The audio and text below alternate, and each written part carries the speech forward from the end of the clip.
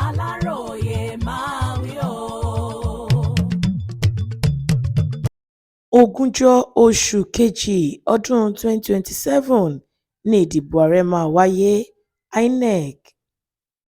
Bí gbogbo nǹkan bá lọ bí wọ́n ṣe ṣètò rẹ̀, ogúnjọ́ oṣù kejì ọdún 2027 ni àjọ elétò ìdìbò orílẹ̀-èdè yìí Independent National Electoral Commission (INEC) ní ètò ìdìbò sípò ààrẹ, ilé-ìgbìmọ̀ aṣòfin àgbà l'Àbújá àti ti aṣojú-ṣòfin yóò wáyé, nígbà tí ètò ìdìbò sípò gómìnà àti tàwọn aṣòfin ìpínlẹ̀ náà máa wáyé lọ́jọ́ 6 oṣù kẹta ọdún 2027.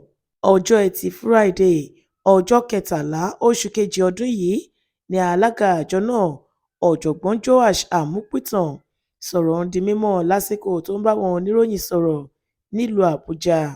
Ó ní ìgbésẹ̀ àjọ ọ̀hún wà ní ìbámu pẹ̀lú ìlànà òfin orílẹ̀-èdè yìí tó sọ wípé àjọ INEC gbọ́dọ̀ kéde ọjọ́ tí wọ́n máa ṣètò ìdìbò sípò ààrẹ ní nǹkan bí ọdún kan ṣáájú àkókò tí ètò ìdìbò náà máa wáyé.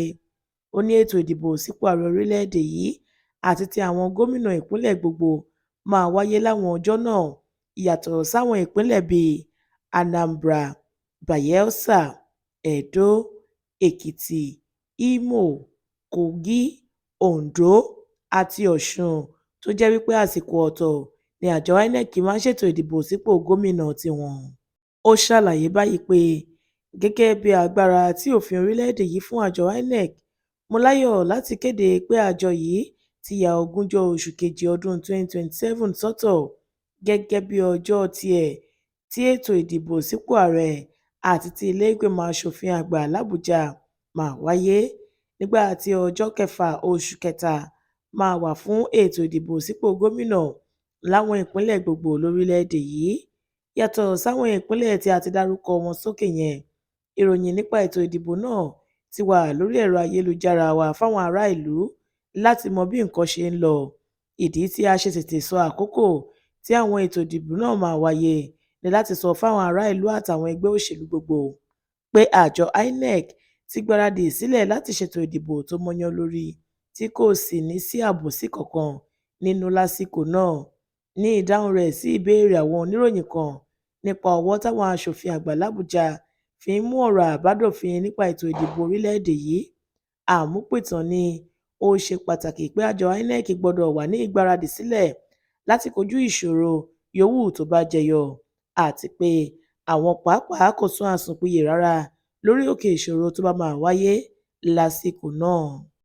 A ti ṣetán láti tẹ̀lé àbá yòówù tí àwọn aṣòfin àgbà l'Àbújá bá sọ wípé kí a ṣe.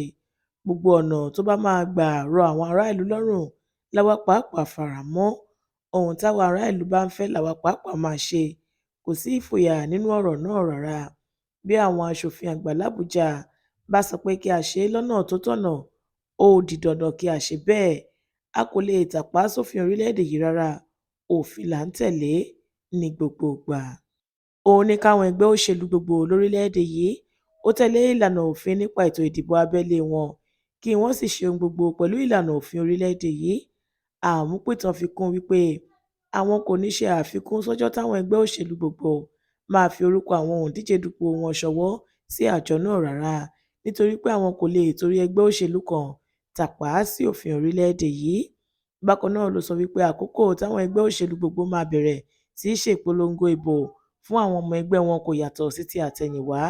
Ó ní gbogbo ètò ìpolongo ìbò gbọ́dọ̀ wá sópin ní wákàtí 16 ṣáájú àkókò tí wọ́n máa dìbò. Bákan náà ló wá rọ àwọn ará ìlú, àwọn ẹ̀ṣọ́ aláàbò gbogbo lórílẹ̀-èdè yìí pé kí wọ́n ṣèrànlọ́wọ́ gidi fún àjọ INEC nípa kí wọ́n máa pa òfin mọ́. Bẹ́ẹ̀ ni kí wọ́n má ṣe lọ́wọ́ nínú ìwà pálapàla tó lè ba ètò ìdìbò náà jẹ́. Adéwálé Adéoyè ló ṣe àkójọpọ̀ ìròyìn yìí fún ìkànnì Aláròyé Online TV.